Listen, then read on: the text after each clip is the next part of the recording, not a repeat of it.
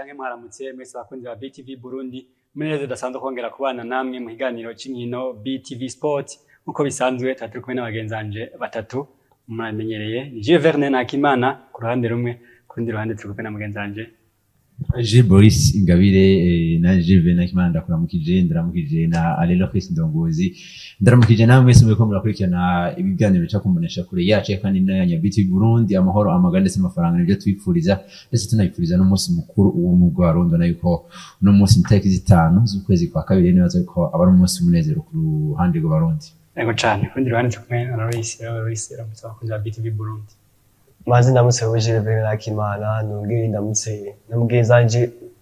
Boris Ingabire ndamutse namwe bwakoze ba BTV Sport muri benshi nkuno musi tuzi nk'abanyeshuri baronse ino koje musi mukuru w'ubumwe tuzi ko muri benshi cyane imbere y'imbonesha kure zayo mukurikirana kino biganiro cyane kino umunyeshuri haba musi mukuru nk'uyu byari umunezero waze yuko uronsikonye waze yuko no musi wo twibuka ubumwe bw'abarundi ikonje nki ushimarira komeye ibaye ku musi wa mbere n'ubwo mu weekend ibaye pro yego umva byabari birori bibandanya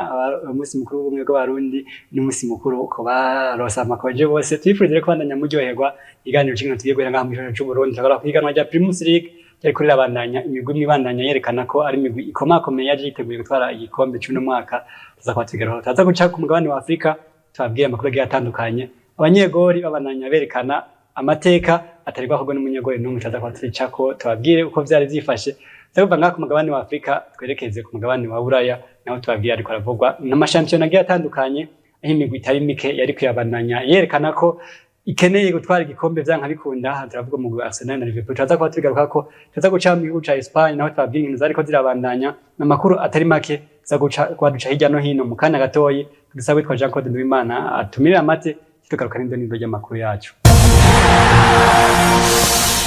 Ego nuko twagarutse n'ihiganwa rya Primus League nko nemeje ko ndababwira umugwi wa Vitaro warayerekanye kandi ko ukeneye gutwara igikombe vyanka bikunda fata umugwi wa Frambody Centre mu ntara ya Gitega ibitsinda bigera kuri 3 byose mbego tuvuye ko umugwi wa Musongati yego umugwi wa Musongati ibitsinda 3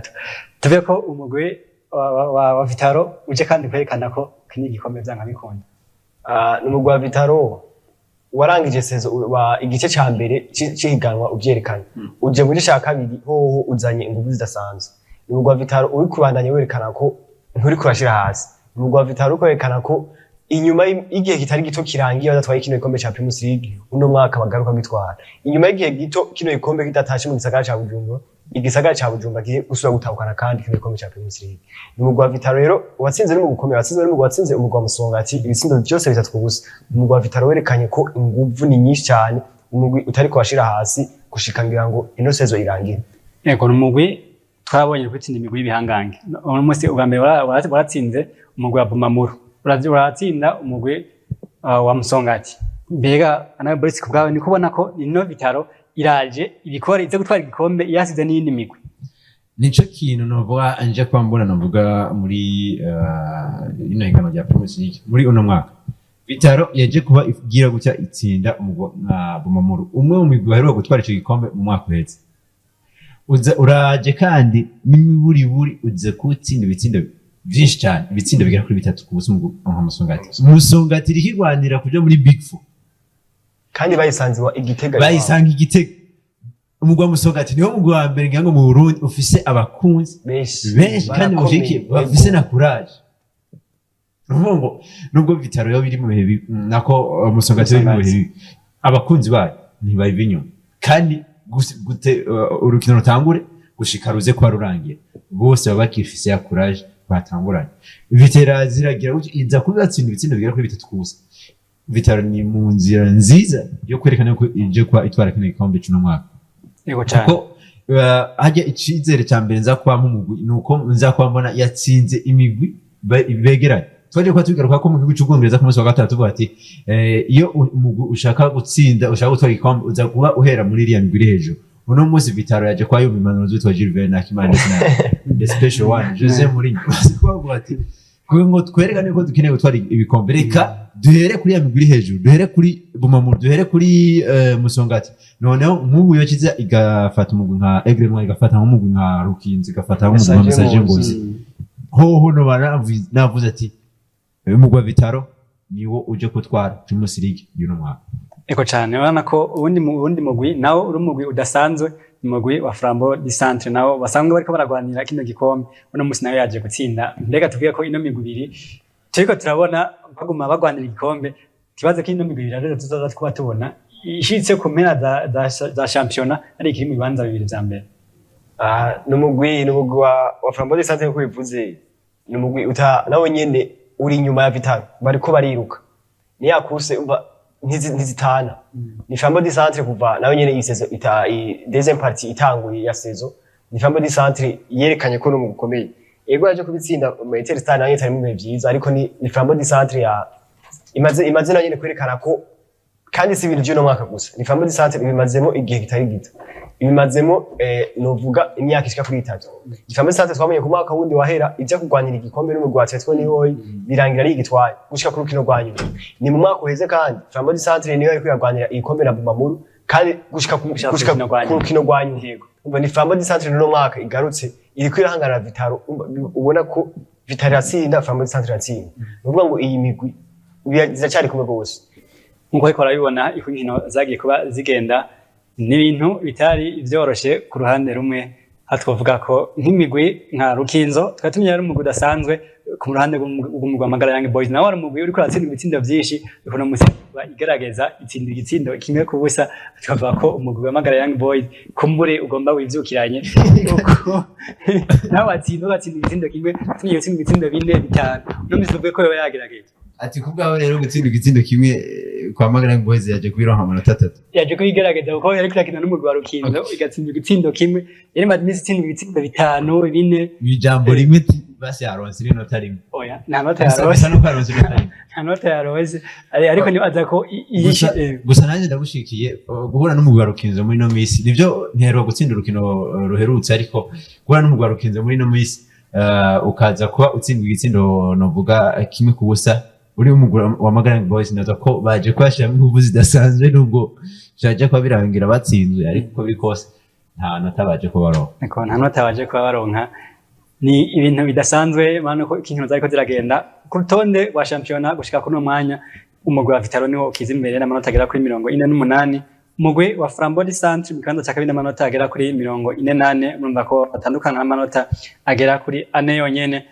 Message Ngozi mu kibanza cya gatatu n'amanota agera kuri 38 Rukinzo iri ngaho hafi mu kibanza cya kane amanota 38 kandi nyene biranganya Musongati nubwo yatsinzwe cyabuje kigoma n'amanota 37 umugwi Amagara Young Boys gushika kuno mwanya uracyari mu kibanza cya nyuma inota rimwe ryonyene murumva ko ari ibintu bidasanzwe kuba ifite inota rimwe ku munsi ugira 19 murumva ko ino onyeyo wova ko amaze kumanuka ntiyo babeshi ndavyibaza umugwi wa Kansas United twatumenyereza mu bibanza vya mbere no munsi uharurwa mu bibanza vy'inyuma twizere ko Kansas United dushobora kuyibona umwaka uza muri deuxième division oya aje sinara kuba nemanya naho ko ni Kansas United tuzobona ishiramo ingufu zidasanzwe nibaze ko ahabwa ino migwi niko ndabona nk'umugwi wa Interstar usa n'ufite ibibazo bitari bike niwo utorohewe no munsi wari waje tubona ko ije yahize ingufu zidasanzwe kuno munsi ni kirorerwa turashobora kuba tuyibona igira gutya ikaza kwimanuka ariko kandi iracafise akazi katoroshe kugira ngo igerageze gume mu cyicaro ca mbere no mwaka boy nkuko twabivuze iracafise akazi koroshe kuko ni imigwi 3 yanyuma bari kumwe kuko Kansas United ifise amanota 17 umugwi wa 14 Interstar ufise 15 umugwi wa Tel Aviv ufise 12 nukuvuga ngo nta difference nini hari Kansas United niko nabivuze urukino batsinze ibitsino bibiri ku busa ni urukino rushobora kubaha icyizere rushobora kubaha confiance kuko urabona nk'uru rukino iyo batarutsinda baba bafise amanota 18 nukuvuga ngo baba bari hajya mu bibanza bitatu vya nyuma umugwi wa Interstar twibaze ko imigwi bitari mike bafise akazi ko gukora kugira ngo babe baguma mu cyicaro ca mbere y'ino migwi itatu ya nyuma twibaze ko bagifise inguvu zo gushiramo kugira ngo tubane bagumye mu cyicaro ca mbere ona nk'umugwi nka Interstar turibuka neza ugitangura championnat wari umugwi wari umeze neza abamenyezwa n'umufasoni Berize n'ahazwe turavuga ati noneho aje ko agomba twereke yuko abakinyi ikintu bashoboye muri football gufata umugwi nka Interstar wanditse amateka umugwi nka Interstar ufite abakunzi benshi umugwi wa Interstar nibaza ko mu mateka ugira kabiri mu Burundi nyuma Vitaro rero uno munsi tuvugana ibihe si byiza mu Rwanda Intestar baje no kwa tubona bagira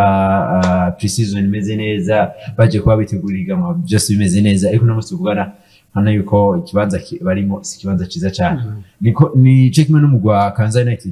United navuga ko nibyo turashobora kubona haracasigaye inkino nyinshi no musi tugeze kuri 2019 navuga ko hagisigaye inkino zigera kuri 11 ariko izo nkino nyinshi zisigaye kurya migwi yose basikaza inkino nyinshi no mu Kansas United mugabo rero nkamwe Kansas United yoza kwitwara neza turashobora no kwibona mbere wanashimba ikiregereza birashashoboka turashobora kubona Kansas United iri muri zya equipe ijya mu ati 8 za mbere cyangwa zitandatu za Kansas birashashoboka tubona ngo hacari inkino nyinshi umugabo bw'amagarange boys mpamva muwizeza ko uzabaguma mu cyicaro cya mbere n'umwaka bon reka tu bakarure diwo ko ariho saison Vitara yaje kuyirangiza Fazale iri mu kibanza cyane ariko icyo gihe yaje kuyirangiza saison yose iri mu kibanza cya kane ego twizere ko mu bw'amagarange boys nabyo bishobora kumushikira imigwi ntisa kabisa na performance nizi urambye no ku biharuro kuko bakinye inkino bamaze gukina inkino 19 inkino 19 bafise inota rimwe ryonyine ariko none mu nkino 11 zisigaye bazogira amanota ngahe nayo tuvuga no kuri nta kubesha kurimo umugwi wa Magalang Boys inota rimwe mu 19 aha twovuga ngo tugomba tugire umugwi wa BTV Sports FC Joba urana rero mu 19 twobora basi n'amatatu twe uvuga ngo match zibi muri saison duhura kabiri na Magalang Boys match yare na match retour iyo niyo bari classique ya Primus ubwo agiye equipe imwe yose ije kwiyahurira kuyindi kugira ngo amanota 3 nakunja kumva ko inkino 19 ushaka kuranga mu minota rimwe cyonyine kandi rero uyu mugwi mbere yo kwiga wahitaho bakaba no mu ideni ry'ibitsina bigera kuri 45 yego basi twebwe twogira ideni ry'ibitsina byinshi kuko inyuma ni wowe inyuma jewe no ndi mukoci ntabwo twogira ideni ry'ibitsina byinshi ariko basi mu 19 tugatsinda mu rukino yego bro mu 19 ku inota imwe ni ndibaza ngani rya mbere bari mu ikaba ari ikibazo ibintu bidasanzwe ni ikibazo cyo kwicarira abakunzi bose nta forfait nimwe irimo nta forfait ni image zose warazitabiriye n'umugwi wa Magalang Boys nako ntiworohewe abe tivuga ati kuko ne amasengesho ubuhangirasi n'amasengesho gusa ni abantu bose baje hamwe bakaraba icyo uwo mugwi ikindi kintu gitangaye uzikera intara ya Rumonge ariko ariyo yapamwe abakinyi bakina football cyane intara ya Rumonge niyo asora abakinyi bakina football mu makipe nka yose Rumonge Kayanza niyo migwi wasangiri niyo hantu hava abakinyi benshi mugu unye ngira bacha kuroba muri Tanganyika abantu benshi ikindi gitangaje Magalang Boys mu mwaka wari umukomeye cyane Magalang Boys niwo mugwi wa mbere watsinze imigwi ikomakomeye cyane yo muri Big Four presque nka yose cyane mugari Magalang Boys unafise n'umusatirizi yarameze neza cyane Jean Claude mugo mu yaciye agenda amaze kugenda ngira ngo kumbere ho hari icyabiye bituma umugwi ugenda tuvuga ko niwe none yarahitse umugwi bon nta usanga iyi migwi mu Burundi kenshi usanga hari ibintu interne abantu batamenya organisation ugasanga equipe abakinyi baraza bagakina match zingahe ntibaronse prime de match n'ibintu nk'ivyo barabadikura ntibaronse ka motivation nuko twari mu gihugu cyacu cy'u Burundi reka dusabe witwa Jean Claude Nuwimana adufatire atumire amate tukaruka no ku mugabane wa Afrika nuko twarose n'igikombe cya Afrika aho ariko arakoga amateka adasanzwe n'umunyegori w'igihugu cya Afrika Ron Williams amapenalty agera kuri ane yose ayafata anahana amahirwe igihugu kiba cya Afrika cyo gushika mu gice cya kabiri gishiri cya nyuma amateka atari bahuye n'umuntu n'umwe haba mu gikombe cya Afrika mu gikombe cy'isi haba mu gikombe cya Europe igikombe byose no musi yandika amateka mbega tuvuge ko tiye kuba tubona ayandi mateka baniyandika mu gikombe cya Afrika South Africa yaje kuba iheze kuva mu mwaka w'itwara igikombe cy'isi yose igira gatatu cya rugby no munsi naho dushobora iri no mu bakandida navuga kuza gutwara igikombe cya noneho naje kuba mbona n'amateka navuga yaje kogwa n'umunyegori ku ruhande rwa bafana yo kuza kuba batwara navuga yo kuza gukuramo amapenalty agera kuri ane ni igikorwa gikomeye cyane abamwe mu bahinga bati hajya iyo umugwi ufise umunyegori ameze neza biza no kuba bitanga amahirwe yo gutwara igikombe bace bagarukana kahise neza bagira copy and paste Lionel Messi byaranze yuko ashobora gutwara Coupe du Monde adafise witwa Emiliano Martinez. Emiliano Martinez yaje ko yerekana ubukomezi buhambaye cyane muri Coupe du Monde. Ni cyaje no kuba gifasha Argentine gutwara ikombe. Nanjye nkavyemeza ko ubukomezi bwa Emiliano Martinez bwaje kubafasha Argentine gutwara ikombe. Si Coupe du Monde gusa na kino gikombe batsinzemo Brazil yari Copa America. Naho hari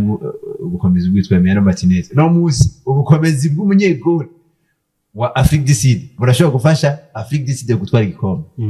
Namahirwe yiyongera ko kandi kuko nimba ari ikintu namaze kwambona nuko iyo umunyegoli ari mu byiza biraza kuba bifasha umugwi wo kubandanya bitwara neza. Rero numva ko yari amateka ikarandiko aracafise inkino zikomeye mbere mu nyine mu nkino zikomeye cyane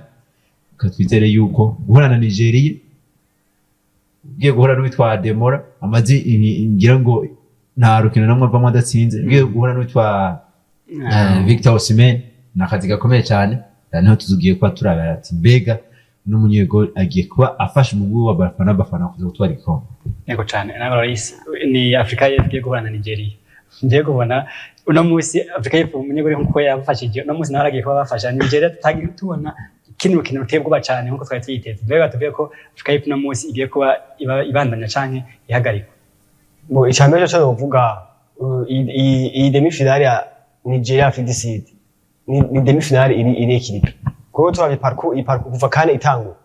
ni Nigeria twayibonye iri ku rugero rw'ibindi bihugu byose. Nigeria yaje kurengana bigoye umugwi wa Angola igitsindo kimwe ku busa. Nigeria no mu nkino z'amatsinda iterekanye ko ifise inguvu nyinshi cyane kurusha indi kuko twari tuyizeye kuko yatsinze penalty yaronka own goal yatsinze own goal yaronka itsindo kimwe numva batsinda kimwe gusa atari Cameroon baravye bayitsinda bibiri ku busa baje gutsinda Angola bayitsinda kimwe ku busa uvuga ngo ni Afrique du Sud n'urukino izoza gukina ntabwo bifise n'urukino ni na Afrique du Sud uretse kwikomenyo irakomeye n'imbere ni na Afrique du Sud gutsinda Namibia yatsinze Cameroon ikaza igahagarika n'u Burundi bakaza bakatsinda ibitsindo bine 4 bakaba banatsinze na Cape Verde nawe yari mu guteye ubwoba we mu burakomeye ni Afrique du Sud umugwaru cyogwa ru Burundi ikaza guhagarika u Burundi. Namibia yashoboye kubuza Burundi kuja muri kane ikaza gutsindwa na Afrique du Sud bindi byerekana ko Afrique du Sud ikomeye. Ni Afrique du Sud ni kintu cyambere nayikundi uzi ko urukino bakinye iyi quart de finale abakinyi 11 batangiye mu kibuga abakinyi 8 bakina championnat muri Afrique du Sud abakinyi 8 bakina muri Mamelodi Sundowns. Ndabwire championnat Afrique du Sud ni mu championnat akomeye cyane ni mu championnat akomeye uribuka uzi ko uyu musatirizi w'intamba mu rugamba Bonfils Caleb mu mugwi wa Kaizer Chiefs yagiye ari mu bakinyi batatu bambere asibitsindo byinshi mu iganwa ya Afrique du Sud. Ni Kaizer Chiefs yo ubona ko imaze kuba irerere Burundi kenshi cyane abakinyi benshi cyane na Frederic Ferrer yarakinye muri Afrique du Sud igihe kinini cyane kandi ubona yuko ubona ko championnat Afrique du Sud si un championnat novuga ko uza gusanga irimo abakinyi bavuye mu bihugu bikomakomeye cyane benshi bavariya kandi abandi benshi nabo muri bihugu byegeranye za Namibia byegeranye ntabwo nguragiye kuzana ngo babandi babarabu iki ariko ubona yuko ni mu championnat ameze neza cyane none haje no kubyerekana muri kuno kuntu usanga line up ya uza gusanga presque abakinyi nka bose bakina ijyahigana bakina muri Afrique du Sud bakina muri ni nacyo kintu gikomeye usanga bazinanye ni ibintu twaheruka kubona kera Afrique du Sud icyo muri demi finale ya Coupe d'Afrique twabyaheruka kera cyane ni Afrique du Sud twamenye mbere kenshi usanga itashoboye no kuba qualifié muri Coupe d'Afrique ntijamo no muri kane itagiye muri kane mu iragise muri demi finale kandi parcours yayo atukasi si ibintu byo gutomboza byabashikiye ni ibintu bamerita kuko n'abashitagiye bashitse ubu ni Afrique du Sud ibaze gutsinda Namibia yari muri Burundi kuja muri kane umve ngene komera ni Afrique du Sud rero ku rukino rwa Nigeria n'urukino mbere bashobora no gutsinda bakabandanya kuko yavuze kujya mu nyezamu wabo tumaze kubona ibihugu byinshi bigiye kuba mbere n'amakrebe usanga bagira ku banyegoli nk'ibintu by'amapenalty ajya ni ikintu gikomeye kuko izi nkino za kane izi nkino zo muri Afrika imigwi yose bayizeye gushika ama penalty nyinshi izayizeye ati reka twirondere penalty dushika ama penalty na Maroc uribuka muri Coupe du Monde ya Sinbono yakwemo amantu menshi basine ku penalty niba yakoramo ama penalty uvuga ngo hari imigwi usanga iyo point for yabo kandi bara exploit bashaka kuza bagakina je defensive muri Nigeria bagakina urukino rwose bazibinye kugira ngo birondere gushaka ama penalty uba ni Afrique du Sud urukino bazoka Nigeria ntabwo bazowafise azo ari urukino baje gukina bizeye ko bashaka kubandanya bizeye ko ntabwo bazotegwa Nigeria uno munsi kandi hagiye gukura abantu babiri witwa Boris n'uwitwa Loris Kongo Loris ashaka gusikiye Kongo uno munsi ni Boris ashikiye ntabwo yose nashikiye na Cote d'Ivoire hauze gatana na ibintu no kandi yanzine kubitangwa gusa bagenda kuvuga ngo kugihamana gusa kuvuga ngo uwo nshiriki abataje abagiye yarahatse yavuye Imana yagize gusa Cote d'Ivoire yatwara kino gikombe Cote d'Ivoire tubiravye nubwo tuvuga ngo yarahatswe twibuke ko yatsinze bijya bisindo bibiri bamaze kuronka rouge cyangwa byerekana ko badakwiye bagaseka derby kandi bari kwakirana mari Cote d'Ivoire cyane rero uno munsi tugiye kwa duhangana witwara rero Loris Ndongozi nanje mwe ingere duhangana hose tubishize mu buzima busanzwe bana Congo ni Leopard Cote d'Ivoire ni reserve none tura urumva ko Leopard ziriganza mu ishamba no vuga ngo tubiside no ubivuze neza cyane urabona ntuvuga ngo Leopard ziriganza mu ishamba ubu rero tugiye gukinira mu kibuga uvuga ngo ibintu byo mu ishamba barabike mu bisige mu ishamba zo kwiganza mu ishamba reserve reka tubirinde turabe jewe Cote d'Ivoire uretse yuko naje kwa neshikira n'ibintu bisanzwe sindanayikunda reka dushikira ababanyi bacu mu karere ariko uriya Cote d'Ivoire tuvuga tusubiye inkino iri kirakina muri zino nkino zo kurakuranamo ndakuba je biranyereka neza cyane ko ni Cote d'Ivoire ishaka gutwara kino gikombe Cote d'Ivoire yaje kuba ija muri kimwe cy'umunani gishiye cyanyuma twese twabihebye abantu bose atari bavyiza abantu bose n'umumenyereza bamwirukanye kera bavuze ati byaheze ahasigaye naho Imana gusa witwa Kim Ziyech niyo yaje kuba bashikana muri witwa de finale none baravuye muri witwa de finale baje kuba bahura n'umugwi ukomeye Senegal tenaditi atabona umwe yarabyizeye bafise no entraîneur ata experience afise icegira cyo ahora nuko bango jire cyero biziboje kumenyera araje arakuyemo umugwi wa Senegal noneho arashitse no muri quart de finale akuyemo umugwi wa Mali ikomeye ubwoba none abakuyemo bafise rouge kandi bari yaki baronka itsinda bibiri byose bafise rouge uno munsi aje guhura n'umuntu yitwa Loris Republika Iharanira Intwaro Rusange ya Kongo umugwi wa Kongo nayo uriya parcours ya Kongo nayo imeze neza cyane imeze neza cyane kuko uravye nizi nkino za izikado finale amahirwe rero gitonde ko ndaha jo cyane ko d'Ivoire bon nzadafatira ku bintu byaje biraba nubwo ubwo bitanyereye ngo nico gituma ngo Senegal yaje kwitwara igikombe ko ari yasezerewe naka ngo rero ngo Egypt ngo yasezerewe mu kwitwara igikombe ni byeze reka nsubire garuka naco Cote d'Ivoire ino parcours yayo igize inyeretse bimwe mu bihugu byaje ko bitwara amashampiona ibi navuga ibikombe nk'ibi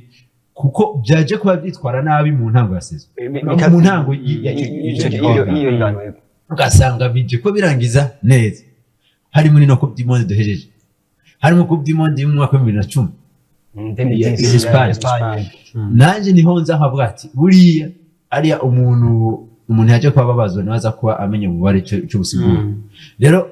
Cote d'Ivoire na cyane ko basanzwe bari no muhira twaje no ko tubona abakongomani benshi ngo bari abakongomani benshi cyane bari muri Cote d'Ivoire abandi cyo bakundi ubwo ari benshi kose ntashobora gushikira bari mu gihugu cyabo ya Cote d'Ivoire rero ubwo Cote d'Ivoire afite amahirwe menshi cyane yo gutsinda runo rukino naje ndabibona singishigikiye ariko ikiza nuko baje kuba baneturura barabandanya reka turindire turabe uko bizaba bigenda ni kwigerekezo ry'indwi niho inkino z'abadiko dirabandanya agakuru keza ndafitiye nuko zino nkino barashaka kuzikurikirana ikibiraho kuri BT Burundi bani semi-final ndetse n'urukino rwanda ni ikintu kidasanzwe tubahe ikaze kuri BTV Burundi nkuko imbere yacu niyo kunezereza abakunzi bacu nibazere ko tutatuva ngaha mu mugabane wa Afrika kuca twerekeza i Buraya naho hari kubaraba ibintu bidasanzwe ku nkino zigiye zitandukanye ndetse ngiye gushaka duhera mu gihugu cy'Ubwongereza aho umugwi Arsenal bari kuragira gutya ubunye bitwa Jurgen Klopp ariko aritambuka nta muntu bari ariko arambaye ibintu byejo ntiyabitawe nyene bigiye igisindo cyari inzira cya Arsenal agaca twenga omengo ni Diogo Jota yinjije omengo ni Luis Diaz asiye babonye bayeruje bya mu wiwe yagisetagira Ibrahim Konate yaciye avuga ati bien joué bro aje nari yumviye mbega yarengewe abonye bamurenganije canke bigenze gute ubwenge bwe bwagiye ngo lui n'abantu Arsenal abantu bafise ingene bereka umubabaro wabo wa Wexman kenshi hari ubabara akatwenga hari ubabara akarira hari ubabara agakoma induru hari ubabara akavyigumizamo ntumone na reaction rero Jurgen Klopp byaje kwa y'urukundo bigera bati hanezerwe nta kundi Arsenal the Gunners amanota 4 kuri Liverpool ni ibintu byaheruka kera amanota ni sezo ni ibintu byaheruka kera cyane kandi buriya bano baje mahuye kenshi bahuye inkino nyinshi nyene bahuye inkino nyinshi ariko Arsenal yaje kwivuga ati ubundi Reds twaje kuba dukura inota rimwe Anfield Road Park hajya hari umugitsina cyitwa Gabriel nimero standard uno munsi yaje kuba avuga ati kire gitsina batsinze uriya munsi reka bazinda kibagarukana uno munsi ariko ibyo bingere bibaje nuvuga ni Gabriel Magalhaes ego yaritsinze ariko ije gori zeno fata ni William Saliba yayitsinze kuko William Saliba niwe yagize irere zose aje guproteja umupira biboneka neza ko uko biri kose amanota 3 yego amanota 3 nivyo yagiye Arsenal ariko haya barashira ajya ama own goal yose bashira kuri baraharura ati umu defenseur yaritsinze ibitsindi binini aho defenseur yageze kuba kira muri Liverpool yitwa secrétaire yasiga ipara w'inzobe nyinshi no ibitsindo yitsinze ni chaka ni gani chaka gatatu cyo yatsinze ahubwo ni kuvuga ngo ahubwo iyo ubonye rero utari kuri uratsinda ibitsindo byinshi ziragira amahoni nk'umugihe ubonye umugwa wawe umaze gutsinda ibitsindo nka 4 kugira aho ni kuvuga ngo bazarakwanya ati ujya mu ibitsindo byinshi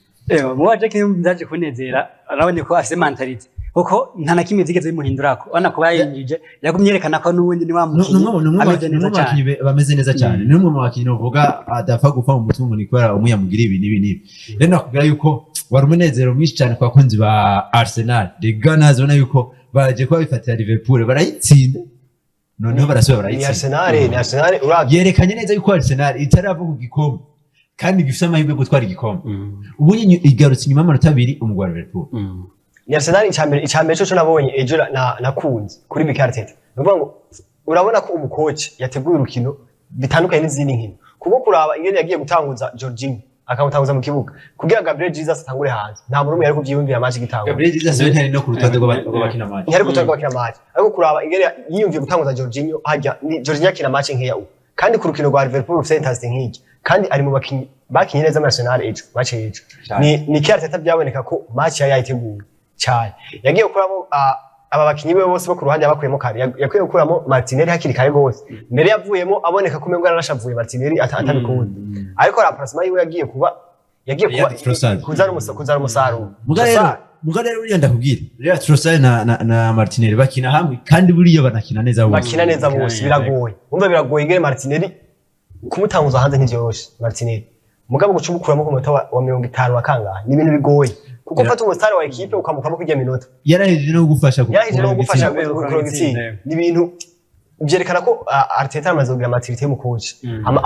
arabereka bose ko nivu ni imwe nivu nabonye Arteta ejo match yayiteguye neza cyane ejo yaragera kijya gitsinda mu bantu ni ibintu bishikira ukatire bose Niba Francine niyo saba. Nubwo wabona ibintu mushikira gaye kubera gutsinda Liverpool na kubera Arsenal ni gake cyane. Biba gake. Ubona ko Liverpool ariko no kubakuramo muri League Cup. Ibatsinze ibitsindo 2 ku busa. Kandi ibatsinze mu minota ya kangahe? Mu minota yabaje. Mu minota yabaje. Minota y'imvune. Ijya minota yabaje. Nimba ni ategeza kuryoherwa nyine. Kuko Arsenal itsinze Liverpool. Nawe woryoherwa. The special one ngo yavuze ati yutsinze imigwi iri mu banza bya mbere. Ubu koregereze ngo twari ikombe. Uno musi abakunzi ba Arsenal bashaka gukandi.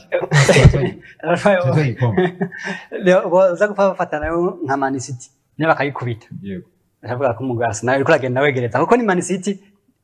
nogo ikinyuma yawo yatafise inkino zibiri. Nyuma yako kwizikina irashaka gukigaruka no mu kibanza cya mbere. No musiri mugwa Arsenal bavuze ko fata gatsinda no mugwa Man City. Yaza ko ariko byerekana ko ni Arsenal zanga bikundishwa kubitwara igikombe. Man City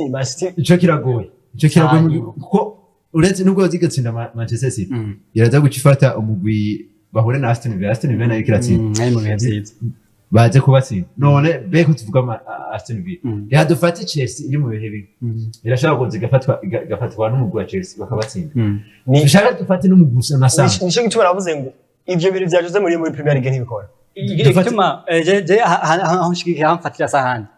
igihe utsinze n'imigwi ikomeye reka nayo iratsinda none reka se Arsenal imihiganwa yonyene kumbe n'imigwi nayo ishobora gutsinda iratsindwa n'ibyo vuga ivyo hariho ikintu Arnold yigeze kuvuga rya Liverpool yavuze ati iyo uriko uragwanira ikombe na Man City ukabona Man City irageze mu kwezi kwa mbere n'ukwezi kwa kabiri ari ya equipe igifite cyiza cyo gutwara igikombe umenye ko bizoguhanga kuko ari ya equipe mu match 15 ziba zisigaye ishobora kuzigatsinda match 13 Liverpool ndetse na Trent Alexander-Arnold barabizi kuko byabaye ko kenshi bagiye bakurikirana Liverpool iri imbere amanota 8 yari imbere amanota 8 Man City yakuramo yose itwara igikombe mu mwaka weze ko inota rimwe byaje kuba inshuro zibiri ugasanga Manchester City umwe afise amanota 90 undi 98 Naxnaje ko mwaka weze ko Arsenal kandi Arsenal yagize kuri Noel ari ya mbere yahejeje phase ari ya mbere Man City irabiruka ko buke kuko ni Man City muzi match zayo irashobora kwanshira match 10 ntitsinzwe na rimwe itana n'inganije mbere kuvuga ngo kugira guhangana na Man City ni ibintu bitaba byoroshe ni Arsenal nkuko wabivuze Man City nkubuyo yotsinda match zibiri fisi ni match zibiri zose zozikana Brentford izitsinze zose izokika ku kibanza ca mbere bavuga ngo rero bizoca biba yanze ya parcours kandi isubire vyiruka bishatse kuvuga ko Manchester City ari igikoko kijyana cyane muri Premier League niko kijyana kuko kuva Mike Arteta ku manuro zanyu kino gikoko kijyana dushana no kukijyana yarerekanye bashaka kukijya yaravyerekanye bashaka kukijya muri match ari baratsinze Man City ariko ni bari Manchester City ni mu byiza kandi yari Kevin De Bruyne yarimo Kevin De Bruyne ni wari mashini ya ntiwibuka ko match akigaruka ariko ari yeshofa Jagger ko yavuze ati Kevin De Bruyne ariko ari yeshofa gusa igihugu cyose kiruka ati bamuye ari muri yeshofa magufi numwe wakiyo meze neza akina neza kandi akisha n'abandi niyo nze yiwe go nuvuga ngo rero iyi Arsenal ifite akazi gakomeye cyane kandi Liverpool nayo yaratsinzwe cyo mugabo ntitwite ko Mohamed Salah baragaruka okay akantu ku ruhande rw'abakunzi ba Arsenal boshira mu mitwe nuko witwa Jurgen Klopp azorinda subira iyo ava adasubiye gutsinda mu Arsenal akiri muri Liverpool mugabo kuko ashaka kuza agakoca yavuze ati natisubira nta mugwi n'umwe w'Ubwongereza ariko ashaka kuza agakoca Bayern nk'akarore bakaza gura muri Deschamps Mugazi muri Premier League aya muri Premier League bishoboka amateka yaje ko vutwa ku ruhande rwa Arsenal ako nakantu gushaka ku mutima ku ruhande rw'abakunzi ba Arsenal yaranababangamiye ari mu bantu barabangamiye rwa Arsenal cha imyaka myinshi Liverpool yonyene na Manchester City Manchester rero muri Arsenal yari bangamiye ngo Tottenham Hotspur n'umugwa Chelsea irababangamira cyane Arsenal cyo uravye bira amace baheruka mugabo yene uzi ko kuri Jose Mourinho Arsenal wenga tigeze sinda Jose Mourinho muri Chelsea yego nawe rero ubu Arsenal wenga ibyo ari sewa Mike Arteta ubu byo rero sewa ataje kubakora umwana umuhungu ariko ya byose nitwovuga nitwokwirengagiza ko hariho byinshi yakuye kuri Pep Guardiola bo ibyo ni bisanzwe ubwo Pep Guardiola ntawo chamwita ko yari umuhungu wa Pep Guardiola ahubwo rero afise hakatijwe neza cyane hari umuhungu wa Kanagwiro sokuru wiwe ni Armando Maradona yitwa Benjamin Aguero sokuru wiwe ni Armando Maradona pare wiwe ni Lionel Messi umwana wumva ufise sokuru wawe witwa Diego Armando Maradona ufise papa wawe nawe ni gihanga Sergio Kanagwiro ufise pare wawe Lionel Messi asimba ndo munani umwana nazava bikinde nawe ni mukinyi ni mukinyi nshatse kuvuga Lionel afise Ballon d'Or Diego Armando Maradona afise ikombe vy'isi papa wiwe nawe nuko mbego mungu nawe aza twa Champions League yabutse na Sevilla yabutse na Sevilla nuko n'umugwi wa Arsenal na Liverpool ariko hawe n'izindi nkino kandi mu gihugu cy'Ubwongereza nazo zitaba zisanzwe n'umugwi wa Manchester United nawo ariko uragerageza mbega yigana ry'Ubwongereza no munsi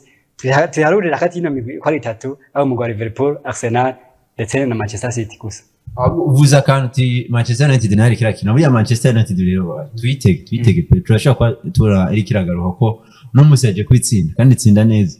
kandi sinari umukomeye itsinda no mukomeye uri mu bibi basamura ati ni equipe ikomeye ariko rero hari umuntu dukeneye guha impanuro bantu mushikira Manchester United bantu mushikira witwa Garnacho yaje kubatsinda none yaje guserebra Mohamed Kubiye uzi ko bigize kabiri yaje kuba bigira umunsi bakuramo umugwa wa Barcelona muri UEFA aza guserebra nka Pedri uno munsi yaje kubatsinda aza kuba yaje guserebra nka Mohamed Kubiye ubwo birenze uzi ko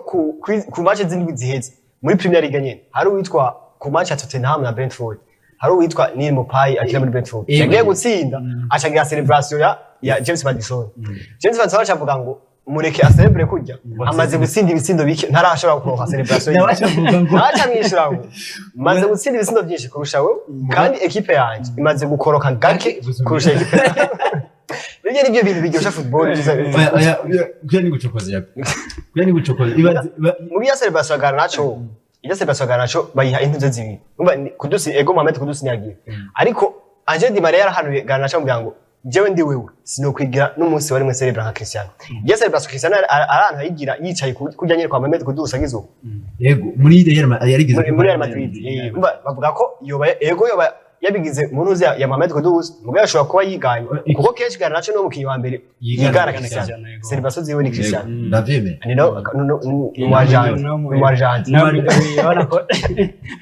ariko nashatse kuvuga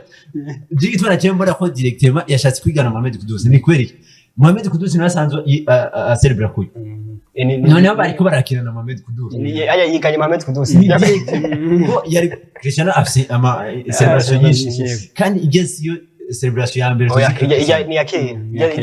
yayigize ngira rimwe canke kabiri ico gihe hari no muri classic ariko ndabwira yuko uno muhuga naco ariko arigana cyane na turikere Mohamed Kudus abone twavuyemo muri gari mwe birakunze kuba hari n'igihe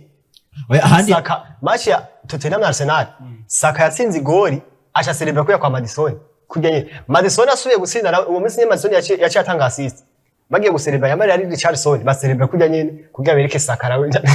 yani ibintu bikunda kuba keshi yigeze no kuba kuri Manchester United na Arsenal ubwo bahura witwa Bukayo Saka aragenda hatanga witwa Rashford ya celebra Bukayo Saka aratsinze acha celebra kwa Rashford biya jepe sindavyembe yani ibintu biba nyene kugira ngo bacokoza kandi ni byiza ariko ntanzige birimo ko kwari kuryoherwa umwese ayirikana umunezero uko abibona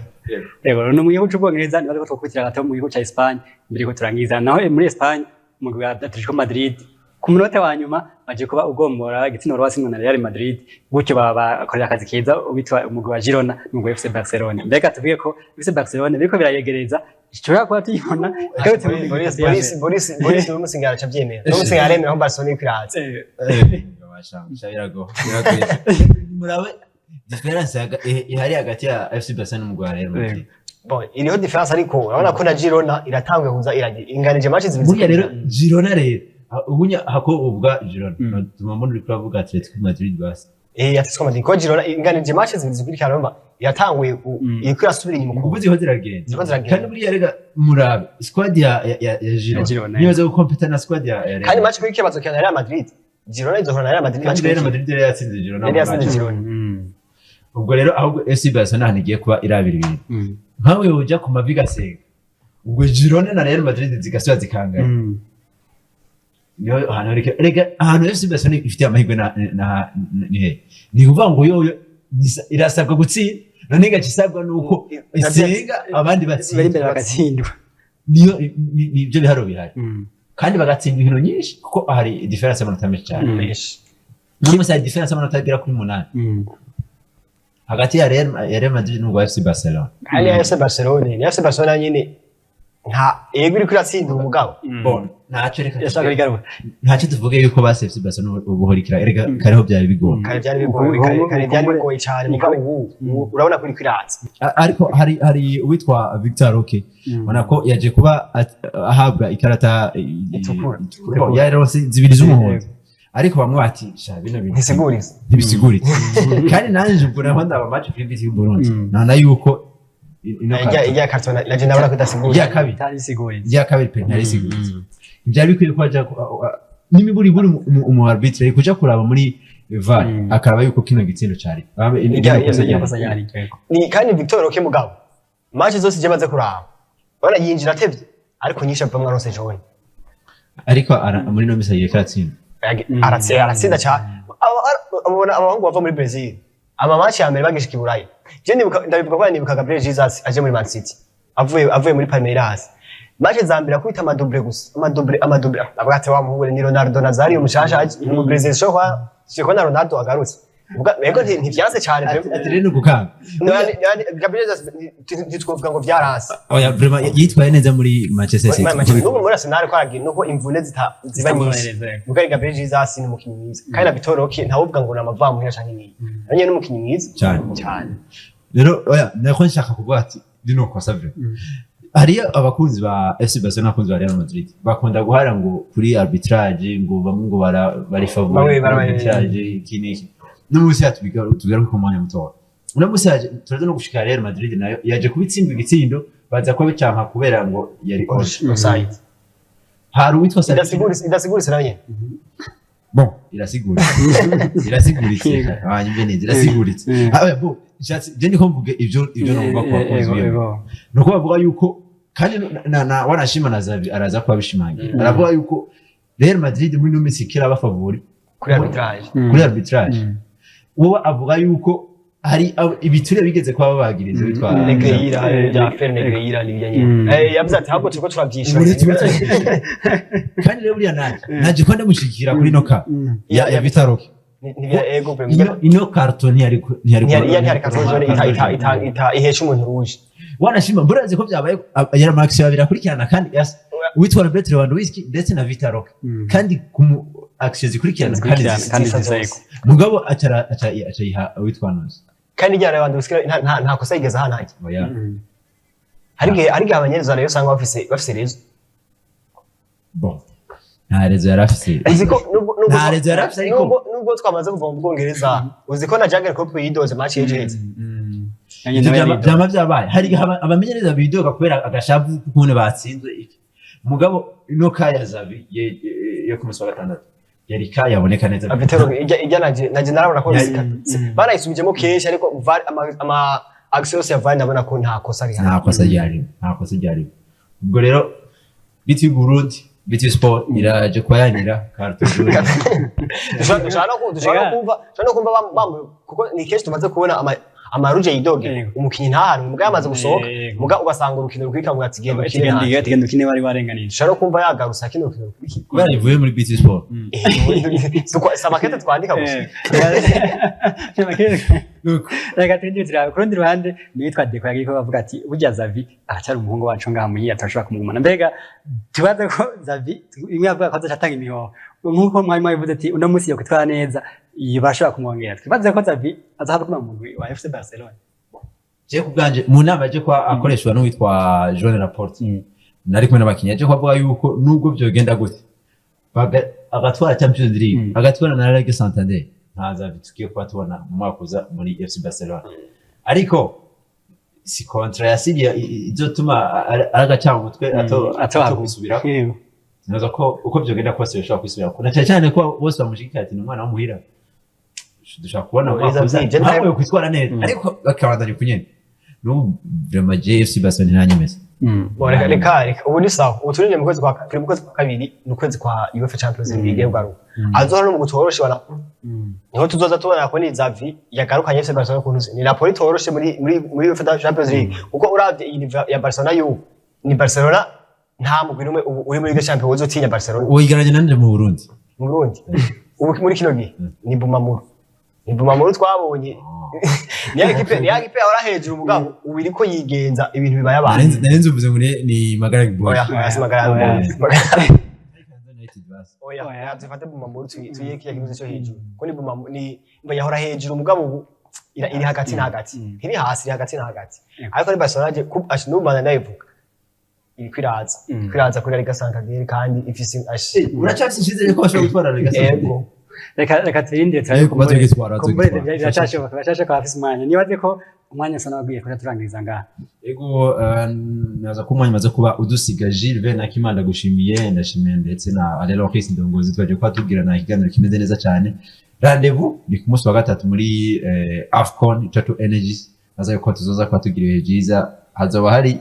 guhura gukomeye cyane hagati yanje ndetse n'uwitwa Aleloris Ndongozi ku ruhande rwa DRC ndetse na Ivory Coast naza ko tuzoba ibintu bimeze neza cyane. Na Aleloris ndagushimiye. Ndagushimiye nanje mbere na Kimana shimire na Boris Gilles Ingabire shimire hamwe abakozi ba BTV Sport mwese mwafashikana kwa mudukurikira nkuko yamaze kubivuga ku munsi wa gatatu igihe cy'isaha imwe bafana na Super Eagles igihe cy'isaha 4 les éléphants bari tutangwe kuri les éléphants ko bari wado tutangwe ko bari wakomeye kwera bari wabo les éléphants bazana rero bakavuze neza cyane ibyo mwishamba ngo ni